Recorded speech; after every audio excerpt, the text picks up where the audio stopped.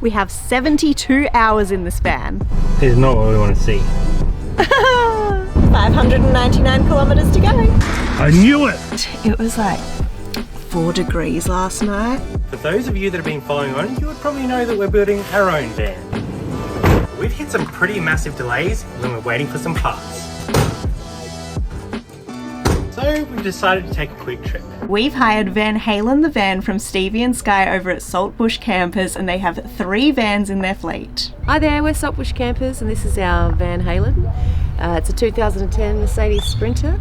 We've just had the full rundown and now we're going to hit the road. This is our first van life experience together, so we're going to experience all the ups and downs along the way. And let's be honest, we're probably going to try and steal some van build tips along the way. First thing is, I've noticed I'm hitting my head a lot. I'm not used to the smaller van yet. It's about 10 minutes and the car manual to figure out how to engage reverse, but we're officially on the road and we are actually traveling 600 kilometers today from Adelaide to Ballarat to surprise our friends. I hope they like surprises.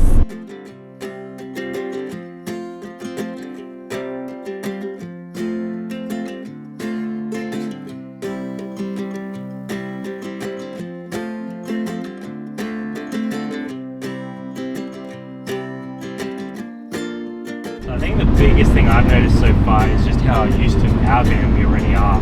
Just having the different van that we're driving in just feels so different. 599 kilometers to go.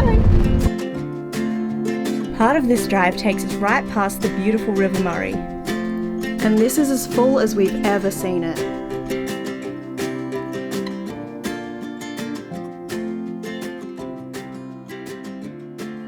So we're just driving down the highway and that little check engine light popped up, so we're just gonna pull into Murray Bridge and see if we can call the owners of the van and see if this is going to be a major problem or something we can fix really quickly.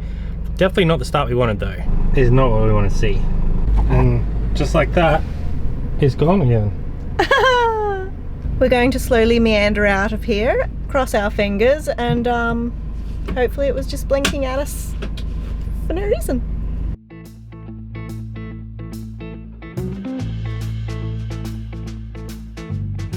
Look what they have at Carnarvon. Carnarvon. That's what I said. It's a very big little boy. 28.5 meters to be exact. It was the weirdest thing this morning knowing that we were going to be driving all day and not packing an esky. I'm not complaining though. I could get used to this.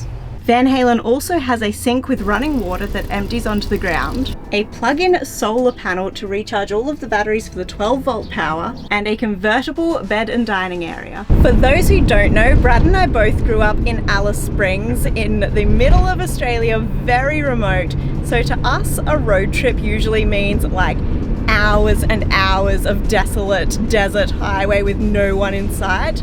So we are having a super lovely time cruising along here, going through all the tiny little towns and seeing the sights. And we're noticing a lot of them say RV friendly, which we like. We probably actually didn't need fuel, but we stopped at Bordertown to stretch the legs a little bit. And hopefully it's not too expensive.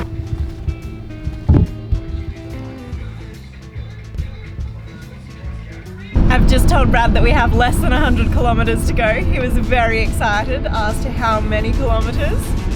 99. Typical.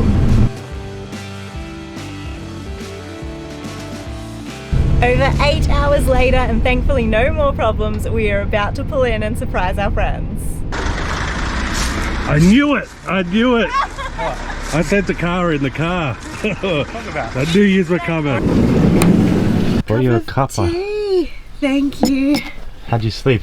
So good. It was like 4 degrees last night, but it's cozy. Very cozy. Thank you. We had such a fun day out with our friends, and while we were out we did plug in the solar panel so that we could charge our phones overnight while we were sleeping. Van Halen the camper had absolutely everything we could need for a quick weekend getaway. It was absolutely perfect, and it did confirm for us that in our build where we're looking at longer distances, there are 3 things we absolutely must have. The first one is an extra high roof, because this is not going to work. We definitely want walk-through access from the cab. And a bed that's ready to fall into.